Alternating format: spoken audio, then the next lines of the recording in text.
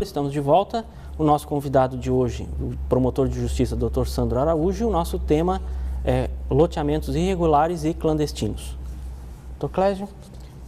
Bom, gostaria de perguntar para o Dr. Sandro, inicialmente, puxando o gancho do quadro anterior, se o doutor está tendo alguma dificuldade com o município para regularização dessas áreas, está tendo resistência, o município está sendo parceiro, como é que está sendo a participação do município nessa difícil missão que o doutor se comprometeu a fazer?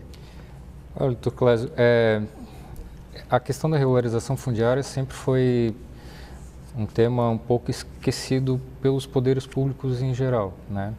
Apesar da lei do parcelamento do solo urbano, que é a 6766 de 79, já dizer que se há a constatação de um loteamento clandestino, o poder público ele tem que adotar medidas para que esse loteamento seja regularizado, e o nosso plano diretor do Tubarão, que é de 94, também prevê, lá por volta do artigo 100, 110, a adoção de medidas por parte do poder público.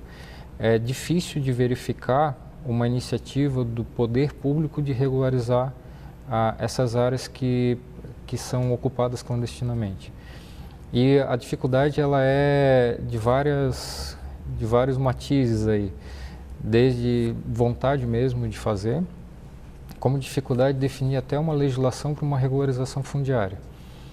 Nesse período que eu tenho lidado com o tema, mudou já a administração 2 vezes, teve o falecimento do prefeito anterior e sempre mantive contato com todos os prefeitos e com o atual, para sempre não deixar esquecer que o município tem a obrigação de fiscalizar e, quando constatar, coibir e regularizar. Por que eu digo isso? Porque é muito mais custoso regularizar por o erário público do que coibir e fazer com que seja feito adequadamente. Então, todas as ações civis públicas que eventualmente eu proponho sempre são contra os loteadores identificados e contra o município. Porque o município teve a sua parcela de culpa ao se omitir numa fiscalização e ao se omitir em buscar uma regularização. E o que é pior, sempre se tem a cultura de arrecadar. E os recadastramentos de IPTU são feitos em cima desses loteamentos clandestinos. Então, muitas pessoas acreditam que moram em algum local que está regular. Por quê? Porque tem uma inscrição no cadastro imobiliário, tem uma luz que tem iluminação pública muitas vezes, elas recebem algum serviço público, recebem nome às ruas, e isso gera em quem mora ali a sensação de que está morando em algo irregular. Então, ultimamente, tenho tido uma conversa mais próxima aí com o pessoal do município para implementar algumas políticas de regularização fundiária. Tenho sentido que tem boa vontade, mas mesmo assim a resistência está sendo quebrada, mas sempre há dificuldade de implementar uma política pública de regularização fundiária, por diversos motivos, desde às vezes falta de pessoal, dinheiro mesmo, porque isso depende de financiamento. Apesar de a gente ter um plano de habitação de interesse social no município de Tubarão, isso depende de dinheiro para ser implementado. Então, as dificuldades elas existem, e elas não são poucas. E quando ela é insuperável, acaba demandando em ação civil pública, no caso, e tendo o município como um dos réus. Muito bem.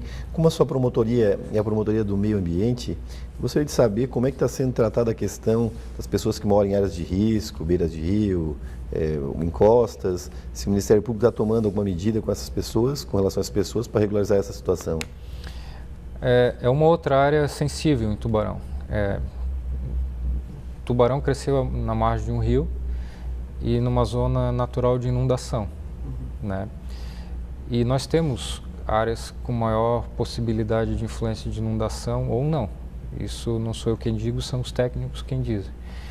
Então isso depende de um mapeamento do município, daquelas áreas que elas são consideradas de risco, não só por inundação, mas como deslizamento, escorregamento de terra. E isso tem sido conversado também com o município para que seja feito esse mapeamento. Até onde eu sei, a Defesa Civil está fazendo esse mapeamento.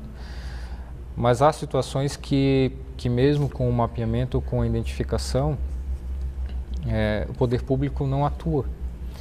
E para mim é muito complicado de ver, por exemplo, se conceder um alvará de construção para alguém construir numa zona de risco e não se fazer nada para impedir essa construção ou se realocar essa pessoa que está nessa área.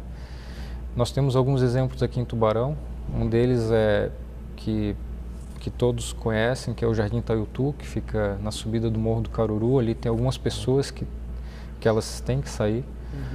Essa semana passada até foi conversado com o município, com o loteador. Essa semana está sendo novamente conversado com ele.